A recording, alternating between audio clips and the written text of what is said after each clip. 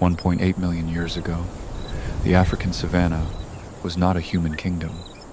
It was a place of hunger, darkness, and teeth.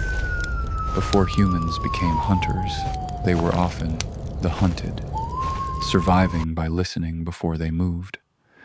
Inside a shallow cave, a small group of early humans sleeps close together, using body heat as protection. Among them is a pregnant woman, carrying not only a child, but the future of the group. The first to wake is the male protector, but even he is not fearless. A gentle touch becomes a message. Stay still, stay quiet, stay alive. There are no words here, only eyes, breath, and the instinct to protect. The elder watches the dying embers. In this world, memory can be as important as strength. Outside, the darkness is empty, but emptiness can be more frightening than movement. The tribe freezes, because one careless sound could call death into the cave. A wooden stick is all they have. Against claws and teeth, it is almost nothing. Their faces in the ember light reveal the truth. Survival begins with fear. The predator moves away, but the threat does not disappear.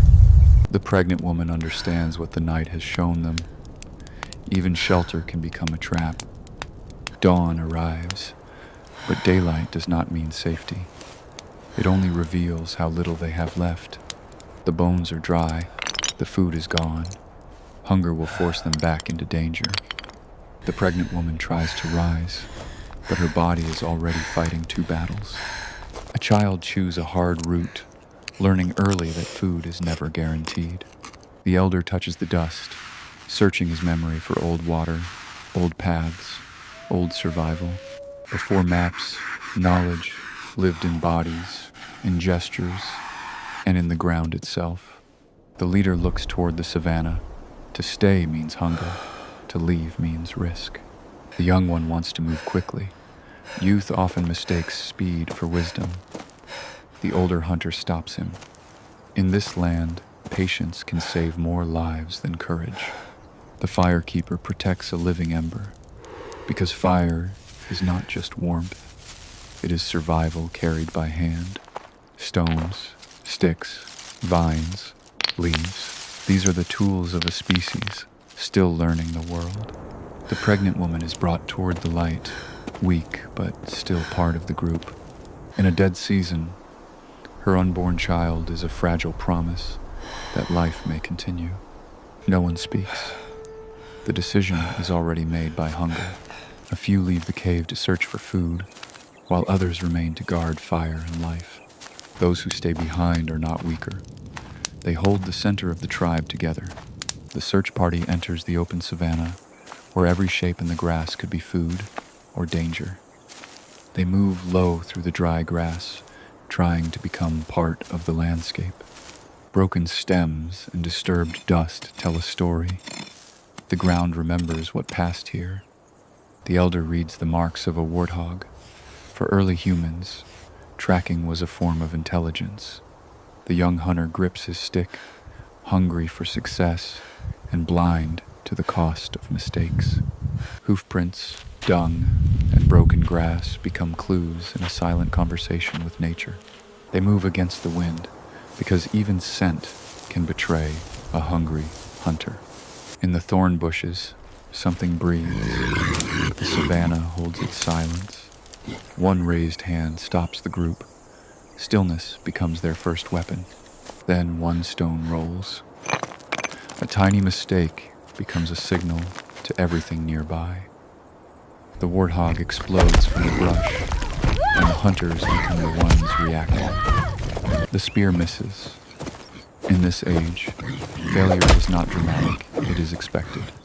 One body falls into the dust, a reminder that even prey can injure the desperate. The animal runs toward the mud, and the humans follow, not as masters, but as scavengers of opportunity. The leader stops. He knows they cannot win by speed or strength alone. The elder finds a faint trace. The hunt changes from force to memory. Step by step, they follow the wounded animal, reading the land like a living record. The young hunter learns that one mistake can endanger everyone. Beside the warthog tracks lies another print, larger, deeper, and far more dangerous. The trail leads them to a cracked mudflat, where the air feels too still. Vultures circle above. They are not enemies, but they are never wrong for long. The warthog is trapped at the mud's edge, weakened by injury in the dry season. Hunger pulls the humans forward, but fear keeps them at a distance. The leader spreads the group apart. Cooperation begins where strength is not enough. This time, the young hunter waits. Survival is already teaching him. The elder looks away from the prey, because danger is often found in what has gone quiet. Scavengers gather at the edge of sight. The meal is becoming a contest. The killing is not glory, it is necessity, carried out by hands that tremble. The leader lowers his head. In this world, food always comes with a cost.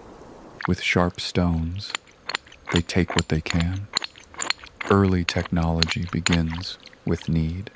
They cover the meat with leaves, trying to hide the scent from sharper noses. Then the elder finds it, the mark of a large cat pressed into the mud. Now, the group understands. They are not the only hunters here. They drag the meat in a curved path, hoping to confuse whatever follows behind them. The young hunter looks back. Fear has made him more careful than pride ever could. Far behind them, the saber-toothed cat lifts its head. The scent has reached it. By sunset, the search party returns to the cave, carrying food and danger together. The pregnant woman sees the meat, and relief passes across her tired face. The leader gives food to her first. In early human groups, care could decide who survived. The firekeeper opens the ash bundle, searching for the smallest sign of life. Breath feeds the ember. A tiny red glow becomes the beginning of warmth again. Flame returns to the cave, and with it comes a brief sense of control. To a child, fire is both wonder and warning. Beautiful, dangerous, necessary. Meat cooks on hot stones. Cooked food gives more energy, and energy can mean another day alive. The elder divides the food carefully. The weak are fed first, because the group survives together. The pregnant woman eats slowly, turning danger into strength for herself and the child. The leader watches, relieved for a moment, but the Savanna is still listening. The young hunter receives his share with lowered eyes.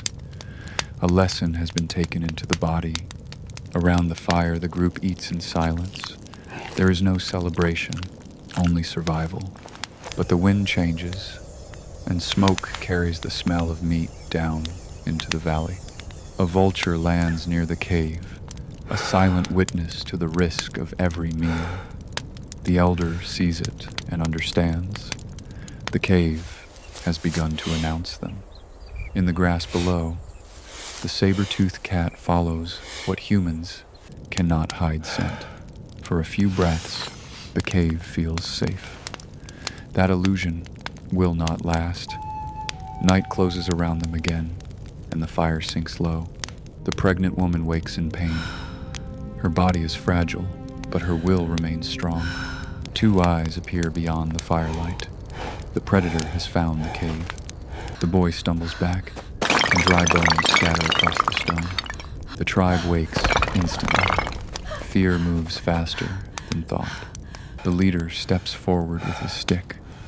But one man cannot stop a killing cat alone.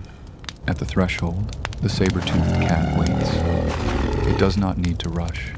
The pregnant woman is pulled deeper into the cave, protected by hands around her. The elder points to the fire. He remembers what teeth may fear. Dry grass hits the embers, and smoke begins to thicken. Stones strike stone. The cave becomes louder, larger, more dangerous than one human body. The predator shows its teeth, but the firelight makes it hesitate. The humans form a line. Their power is not in one body, but in many bodies, together. They shout, raise sticks, and push smoke outward. This is not bravery without fear, it is fear shared. The cat steps back. It has not been defeated, only persuaded that this meal is costly. The tribe holds the line, because stopping too soon could invite death back in.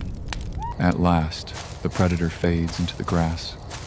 The cave breathes again. Morning reveals the truth in claw marks, scattered stones, and ash across the floor. They have survived, but survival is not the same as safety. A scrape is cleaned with water and leaves. Care is one of humanity's oldest tools. The child watches, then touches the pregnant woman's hand. Learning begins by imitation. She is still alive. The child inside her is still part of tomorrow. The elder saves a living ember, carrying fire forward as memory made visible. Outside, the leader sees the predator's tracks and understands the cave is no longer hidden. They gather what little they own: stones, sticks, hides, meat, and fire. The young hunter studies the ground before stepping out. The mistake has become knowledge. The pregnant woman rises with help from the group. No one survives this world alone. The elder points toward distant green, where water may still exist. The tribe leaves the cave in a protective circle, carrying the weak at the center. A thread of smoke rises from the ember bundle, the small fire traveling with them. Before humans built cities, before metal, before written memory, they had each other, and sometimes that was enough to bring them into another dawn.